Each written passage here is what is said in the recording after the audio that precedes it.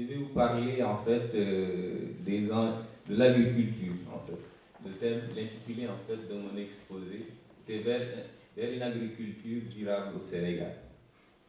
Que je vais scinder en fait en trois parties. Les enjeux futurs de l'agriculture, la première partie. La deuxième partie portant sur un diagnostic en fait des politiques agricoles du Sénégal de l'indépendance à nos jours. Et je vais finir en fait par des propositions.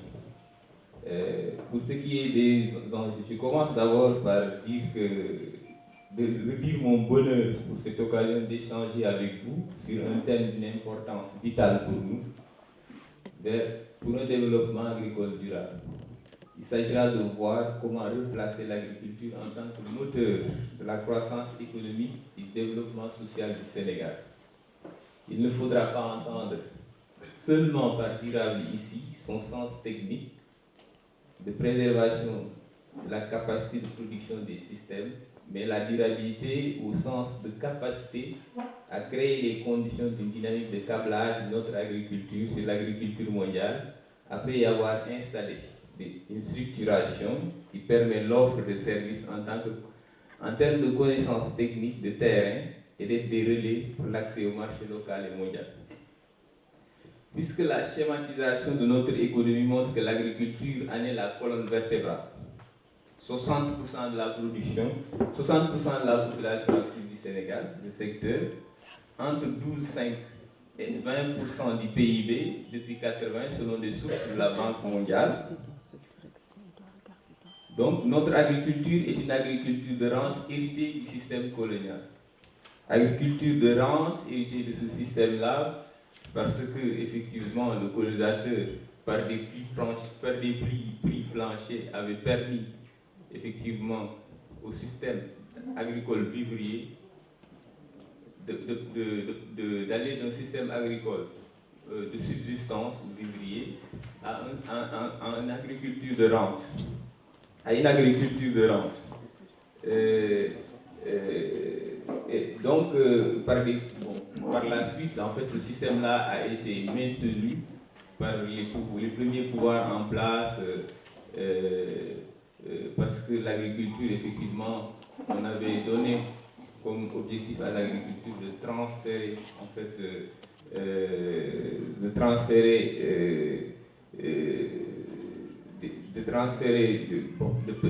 permettre en fait à cette agriculture-là permettre de financer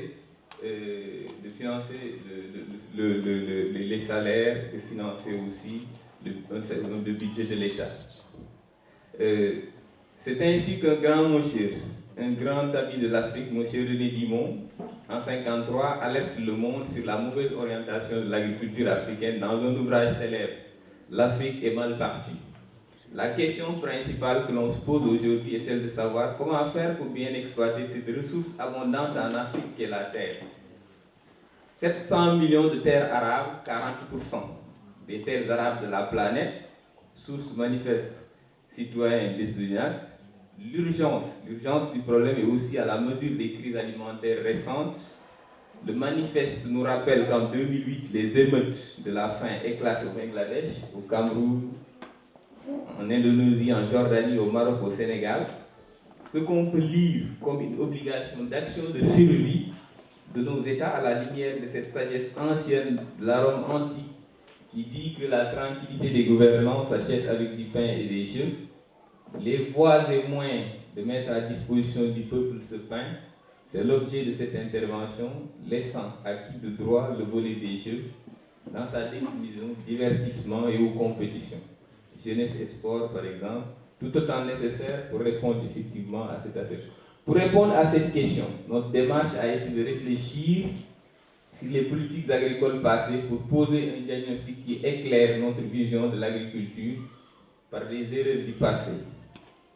Et ce diagnostic-là, globalement, on va y revenir, avait donné au début comme objectif à cette agriculture la diversification de cette production. On verra que ça va être un échec, mais aussi avait donné comme objectif de mobiliser l'épargne rurale et la transférer en fait dans le secteur urbain. Le diagnostic nous montre que globalement, on peut retenir 3 périodes qui sont des ruptures aussi idéologiques. On peut parler de la période Dia, Mamadou Dia, doyen Dia, la période socialiste, marquée notamment par les entreprises d'État, etc. Il y aura une petite rupture qui est liée aux politiques d'ajustement structurel, qui n'était plus compatible effectivement avec cette logique-là. Et une dernière période qui est la période libérale, qui est une période effectivement de politique volontariste, où le tendon d'Achille, la limite était le manque de consensus avec les acteurs. D'autre part, de scruter les expériences d'ailleurs pour câbler notre agriculture aux différentes opportunités de l'agriculture mondiale en termes de nouvelles technologies. Je pense par exemple à WhatsApp pour communiquer les prix des produits agricoles sur les marchés, le numérique, le digital. Aujourd'hui, le traitement des grandes quantités de données plus connues sous l'appellation de Big Data est devenu un véritable enjeu stratégique et économique pour les entreprises agricoles. Pour mieux comprendre les enjeux du numérique dans notre agriculture demain, nous devons essayer de comprendre les enjeux actuels et futurs du digital, promouvoir l'innovation et le numérique, mesurer l'évolution de la technologie dans l'agriculture, favoriser l'utilisation de solutions informatiques et des applications mobiles, appréhender les perspectives de développement du monde agricole grâce aux nouvelles technologies, encourager la pratique de techniques culturelles pérennes, respectueuses de l'environnement et des hommes. Mais aussi c'est de trouver des marchés porteurs pour nos produits agricoles. Du coup, la comparaison s'impose avec des pays à forte potentialité de développement agricole. Je pense par exemple au Maroc pour des raisons géographiques de proximité, avec l'Europe naturelle d'influence de 2 climats tropicaux tempérés qui permettent une large palette de production, mais surtout sa capacité à négocier des accords de pêche avec l'Europe contre l'accès de ses produits agricoles au marché européen. Je pense que le Sénégal pourrait utiliser ces accords avec l'Europe sur la pêche pour favoriser le développement de l'agriculture. Ça montre effectivement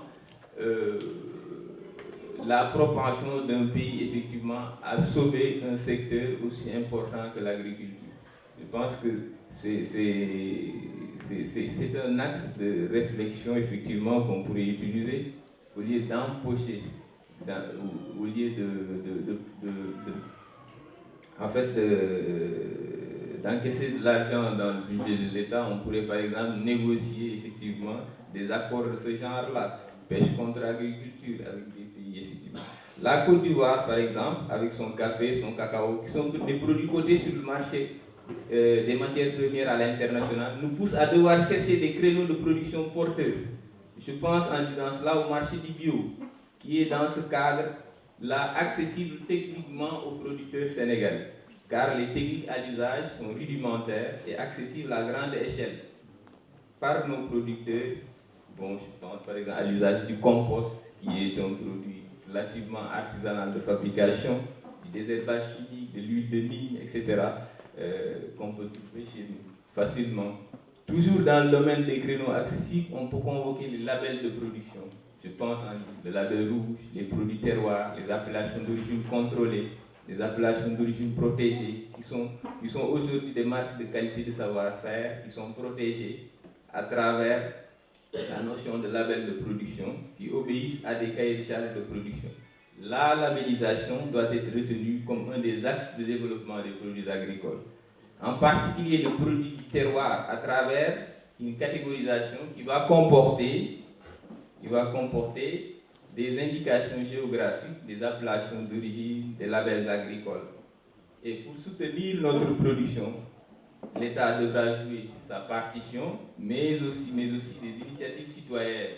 Je pense en disant cela aux AMAP en France, qui sont des associations pour le maintien de l'agriculture paysanne, qui sont des associations qui se développent beaucoup en fait dans les classes moyennes, etc., qui font le choix effectivement d'acheter les productions d'un certain nombre de producteurs, notamment bio, en décidant à l'avance effectivement de payer sur une période de 6 mois toute la production effectivement de ces agriculteurs-là. On ne peut pas épuiser les questions de sécurité alimentaire et de lutte contre la pauvreté sans étudier les possibilités de renforcement de la filière lait quelles sont les possibilités d'amélioration génétique, comment organiser la collecte de lait au niveau des régions pastorales comme le Ferlo et éviter des pertes de production liées à l'absence de possibilités de réfrigération en proposant des prix raisonnables aux éleveurs. Je pense en disant cela par exemple à une initiative comme celle de Nestlé dans les années 2000 sur laquelle j'ai fait un stage au pôle pastoral zone sèche. Cette initiative de collecte de lait qui était plus à dimension marketing mais qui avait un intérêt, celle de montrer effectivement que des initiatives de ce genre-là peuvent être intéressants effectivement pour les éleveurs parce qu'ils permettent effectivement de sauver une production qui généralement est perdue parce qu'il n'y a pas de moyen de réfrigération effectivement de ces produits-là. Mais en fait, le problème de Nestlé en ce moment-là, c'était qu'il achetait du lait aux producteurs à 120 francs CFA, ce qui est un prix assez bas. Mais quand même, Nestlé, le problème c'était la concurrence au niveau mondial. En fait, parce que Nestlé pouvait trouver du lait à 60 francs CFA, du lait en poudre sur le marché mondial. Ce qui fait que bon, c'était une initiative à perte pour cette entreprise-là, qui effectivement avait fait ce pari-là dans un but strictement marketing, certainement, d'image de marque.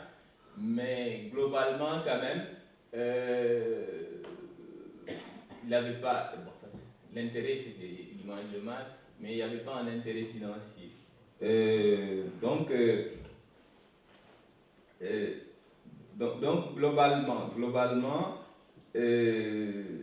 dans un autre volet, il faudra voir comment mobiliser les investisseurs locaux et internationaux qui misent sur les terres et les produits du Sénégal, en mettant en place un arsenal juridique qui protège la terre et les paysans. Je pense par exemple aux baux amphithéotiques, effectivement, qui permettent effectivement de sécuriser et la terre et les petits paysans. Ça c'est un travail très très intéressant qui est une loi, effectivement, qui a été un travail de la commission nationale dirigée par le professeur Souran, qui a fait un excellent travail dessus. Et sur le travail sur lequel on n'aura pas le temps effectivement de revenir, mais la proposition phare effectivement a été de passer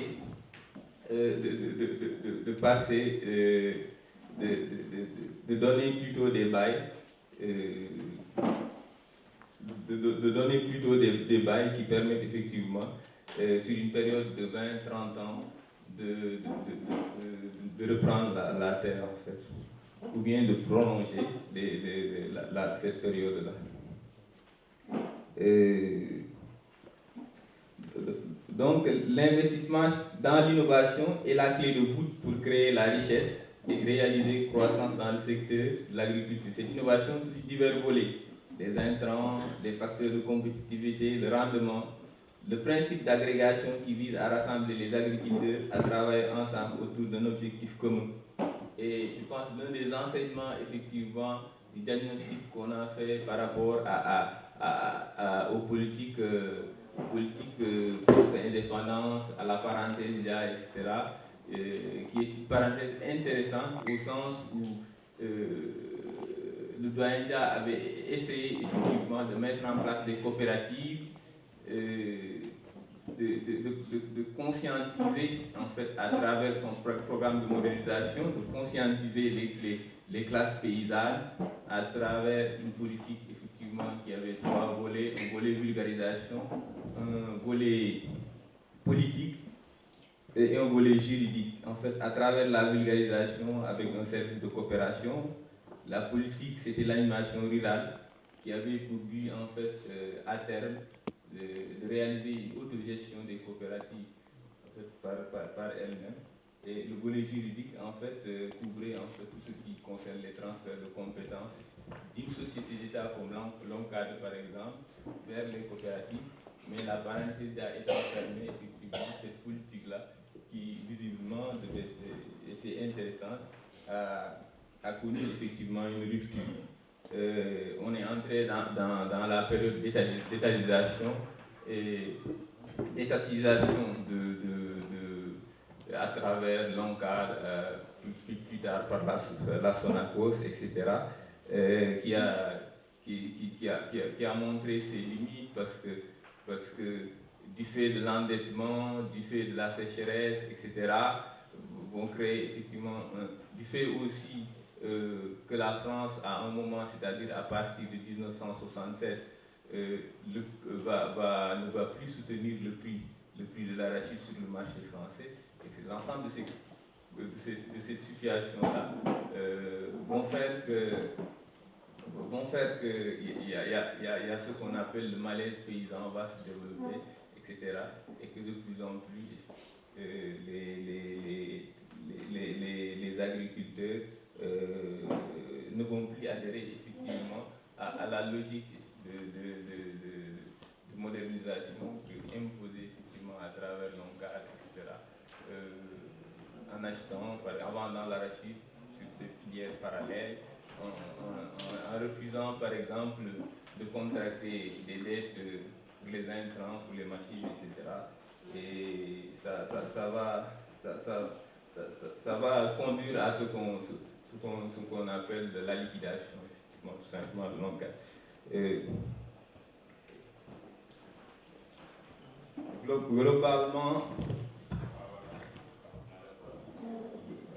Globalement, donc, on va dire que la période WAD, c'est une période effectivement volontariste, avec ces deux plans REVA, Goana, etc. On a cherché effectivement à augmenter la production avec des investissements massifs, etc. Mais comme c'était une période où il y avait le tendon d'Achille, en fait, c'est l'absence de consensus avec les acteurs du monde rural. Cette absence de consensus, effectivement, avec ces acteurs du monde rural a été effectivement la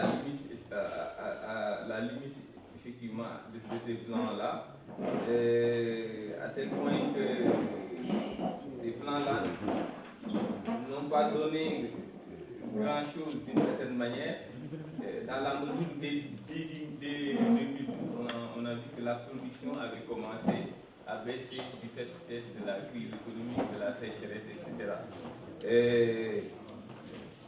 Les politiques, effectivement, du nouveau régime, on peut dire que du fait, effectivement, de cet héritage-là,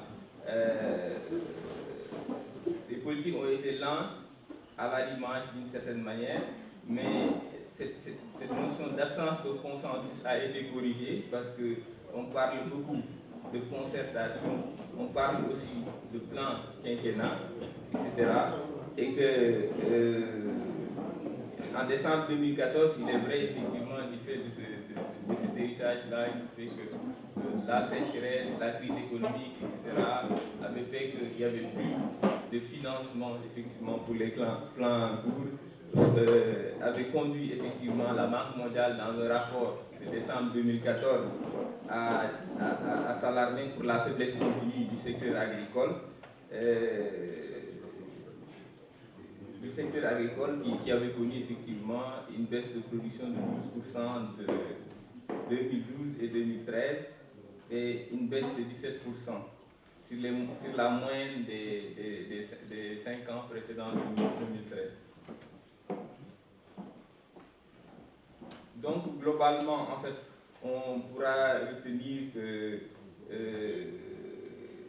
l'enseignement global qu'on retiendra de tout ça, c'est que le modèle coopératif et l'animation rurale est intéressant à ressusciter et que le nouveau régime, effectivement, après effectivement les errements du débit, a essayé par des tentatives de redressement de la barre, par des projets effectivement comme le PAPRIS, comme le PRACAS, etc. Je pense à amener des améliorations qui sont concluantes. Il y a effectivement à faire encore, mais les productions, par exemple, qui sont annoncées pour 2015 sont permettre effectivement de redresser la barre. Il faudra donc créer donc le... Bon, je vais conclure en disant qu'il faudra créer des réseaux solides capables d'être des plateformes à travers les coopératives d'offres de savoir-faire et de diffusion d'un savoir local, ce qui est un câblage à la modernité, octroi de prêts aussi aux jeunes agriculteurs qui sont diplômés, conditions de diplôme. Pour ce qui est du foncier, on a dit effectivement qu'il faudra des baux ruraux à la place des titres, ce qui garantit l'accès au crédit, aux assurances, responsabiliser les maisons de justice pour les litiges et permettre à plus de femmes et de jeunes effectivement d'accéder à la terre. Globalement, je vous remercie de votre attention. Merci.